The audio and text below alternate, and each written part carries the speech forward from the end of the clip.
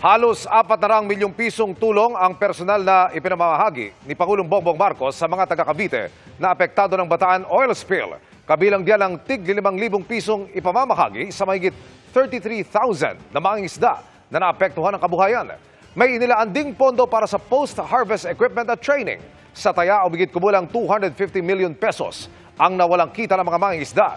Good news naman sa kanila ng Pangulo. Makakapalaot na ulit sila. Wala na raw oil spill ayon sa Department of Agriculture. Nasabihan lang ako ni ating Secretary Kiko Laurel ng DA na mula ngayon ay maari ng mangisda, wala ng oil spill, pwede nang ituloy ang inyong hanap buhay. Asahan po ninyo na ang pamahalaan ay gumagawa ng mga hakbang upang malibsan ang pinsala na inidulot ng mga insidenteng gagaya nito.